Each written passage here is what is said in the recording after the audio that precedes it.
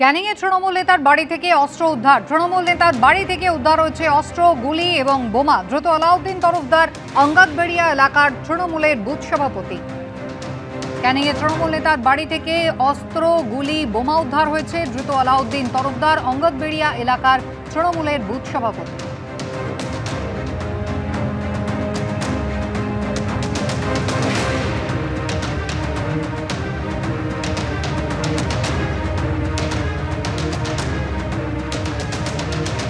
ক্যানিংয়ে তৃণমূল নেতা আলাউদ্দিন তরফদারের অঙ্গাতবেড়িয়ার বাড়ি থেকে উদ্ধার হচ্ছে অস্ত্র। অঙ্গাতবেড়িয়া এলাকার তৃণমূলের বুথ সভাপতি তিনি। গ্রেফতার করা হয়েছে এই ব্যক্তিকে।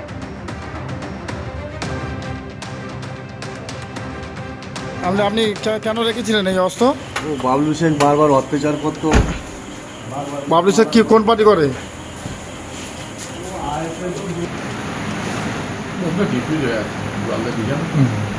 একেবারে শুরুতে বর্ধমান থেকে হামিম গ্রেফতার হয়েছিল, শনিবার তার বান্ধবী গ্রেফতার হয়েছিল, আর আজ তৃতীয় গ্রেফতারের ঘটনা ঘটল। সেই বেঙ্গল এসটিএফ এর হাতে এবার গ্রেফতার হলো হাওড়ার বেলিলিয়াস রোডের বাসিন্দা আদিত্য সিং ওরফে রাজু। কথা বলবো আমাদের প্রতিনিধি ময়ূক ঠাকুর চক্রবর্তী রয়েছেন আমাদের সঙ্গে। ময়ূক, আগের দুজনের উদ্দেশ্য কি, তাদেরকে কি দায়িত্ব দেওয়া হয়েছিল পাকিস্তানের জঙ্গি সংগঠনের পক্ষ থেকে, মোটের উপরে বেঙ্গল এসটিএফ জানিয়ে দিয়েছে। সেক্ষেত্রে এই যে তৃতীয় ব্যক্তি যাকে গ্রেফতার করা হলো আদিত্য সিং, তার কি কাজ ছিল?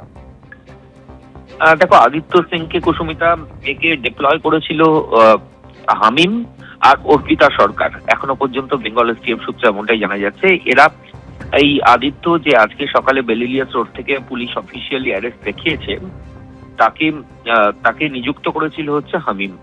এবং আমরা আগেও বারবার বলছিলাম, যেটা বেঙ্গল এসটিএফ এর আইজি গৌরব শর্মাও জানাচ্ছিলেন, যে এদের হানি ট্র্যাপ করার প্ল্যান ছিল এবং হাওড়ার পুরো প্রতিমন্ত্রী পশ্চিমবঙ্গ সরকারের উমেশ রাই তার ছেলেকে অপহরণ এবং হানি ট্র্যাপের একটা পরিকল্পনা কিন্তু এই অভিযুক্তদের ছিল। তো এই হানি ট্র্যাপের প্ল্যানিং এর মাস্টার মাইন্ড ছিল অর্পিতা সরকার, যে ঝাড়খণ্ডের সাহেবগঞ্জ থেকে অ্যারেস্ট হয়েছে। হানি ট্র্যাপের অন্যতম কনস্পিরেটর হচ্ছে হামিম মন্ডল, যাকে রেনেসা আবাসন থেকে পুলিশ অ্যারেস্ট করেছে। এবং এই হানি ট্র্যাপে এক্সিকিউটর, অর্থাৎ গিয়ে ছবি তোলা, বিভিন্ন ইনপুট নেওয়া, কখন উমেশের পরিবারের সদস্যরা বেরোচ্ছেন, কখন উনি গাড়িতে উঠছেন, কখন এই যাবতীয় ইনফরমেশন শেয়ার করা এবং ছবি তুলে তুলে সেগুলো এনক্রিপ্টেড অ্যাপের মাধ্যমে এই বাকি দুই অভিযুক্ত হামিম এবং অর্পিতার কাছে পাঠিয়ে দেওয়া, এই কাজটাই করছিল হচ্ছে আদিত্য। এখনো পর্যন্ত বেঙ্গল এসটিএফ সূত্রে এমনটাই খবর। এদের মোবাইল ফোন, বিভিন্ন ইলেকট্রনিক ডিভাইস, সেগুলো এক্সামিন করেই এদের নেক্সাসটা সামনে এসেছে। এবং সেটা সামনে আসার পরই আদিত্যকে টানা জিজ্ঞাসাবাদ এসটিএফ অফিসিয়ালসরা করেন। প্রথমে সে তার ইনভলভমেন্টের কথা স্বীকার করেননি, কিন্তু তারপর একের পর এক এভিডেন্স, হামিমদের স্টেটমেন্ট এবং হামিমের সঙ্গে এই আদিত্যর যোগাযোগ, এইগুলো যখন ইলেকট্রনিক যে এভিডেন্স গুলো যখন এদের সামনে পেশ করা হয়, তখন জেরাতে কার্যত ভেঙে পড়ে নিজের ইনভলভমেন্টের কথা সেটা অ্যাডমিট করে নেয় এই তৃতীয় অভিযুক্ত।